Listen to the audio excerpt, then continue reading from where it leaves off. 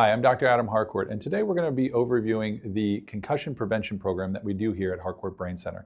There's two main aspects to the concussion prevention program, both the neck strengthening exercises that we're going to show you, and then the D2, which helps with not only peripheral vision, but also your reaction time and your awareness of where things are on the field or on the court.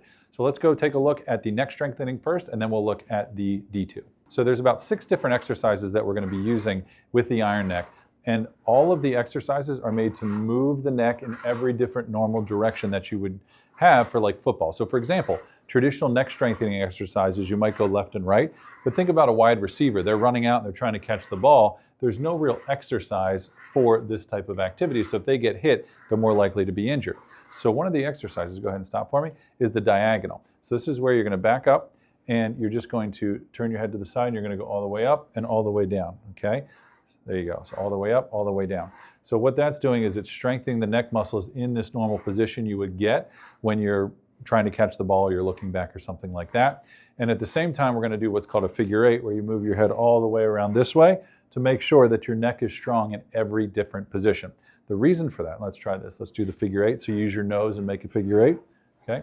And so the reason for this is we find that for every pound of increased neck strength you get from this iron neck, what happens is you get a 5% reduction in concussion risk, which doesn't sound like a whole lot, but what they found is the average amount of increased neck strength you get from this device is about 17 pounds. So 17 times 5% starts to be a little bit more substantial.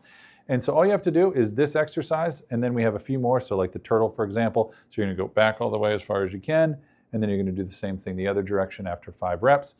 We do this anywhere from 2 to 3 times a week, and we gradually increase the resistance as you're doing each exercise. So turn around, then go the other way.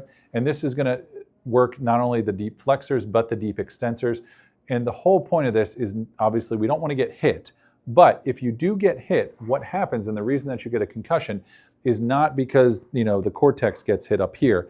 It's that as you get hit, the brain in the skull moves around like this, and it pulls on the brainstem, and that's where you get most of your symptoms.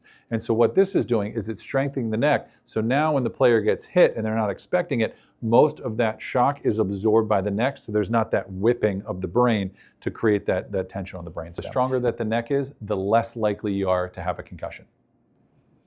Okay, so here we have the D2. This is the Dynavision board that helps not only with peripheral vision awareness, but also your reaction time. The cool thing about the board is we can increase the cognitive load, meaning we can make it more difficult for the athlete so that when they're making decisions on the court, it doesn't slow down their reaction time. So for example, if you're thinking about throwing a pass in football or shooting in basketball or something like that, it takes more cognitive activity, which can slow down your reaction time and your speed. And so what we do is we start off by them just hitting the red dots so that they get quicker. Then we add in the green dots where they don't hit them, so it helps them with inhibiting activities at the same time. Then we start adding a more difficult activity. So in this case, we're having the student go ahead and add numbers together, so they have to do math problems as they're hitting the reds and they're not hitting the greens. When they get better with that, we make it unsteady for them. So now, even when they're moving all around, they can still move quickly, they can still see things. And the whole point of this is that at the end, they are able to see things that are coming towards them and move really quickly so that they don't end up getting hit and getting a concussion. So that was using the math. This is going to be using things like icons. So this is more for memory. So now when they're doing it, what's going to happen is little icons are going to pop up. They have to remember what popped up, and then they have to say the one that came up before. So they have to think about one, say the last one. It can be a little bit challenging. But the cool thing is, one of my colleagues, Dr. Joe Clark, who works at the University of Cincinnati as a neurologist, he developed a program using this board and some other things for their football team, and they were able to go 2 or 3 seasons with 0 concussions. And so what we're trying to do is combine what he was doing with the neurovisual with the neck strengthening, because if we can avoid the hit to begin with by using peripheral vision awareness and reaction time, then you don't get a concussion. But if somebody hits you from behind or you don't hit them, now the neck strengthening is going to help absorb that blow and decrease the probability that they have concussion. So when we combine these two, we find that the chances that the student will end up having concussion goes down tremendously. All right, and it's that simple. All you have to do is bring your student in 2 to 3 times a week to start out, and you can bring them in more if you want, especially for the D2. You can do that multiple times a week. The iron neck, I really encourage you 2 to 3 times a week is going to be optimal. If you'd like to start before the season, that's the best way to do it to help prevent before the season starts.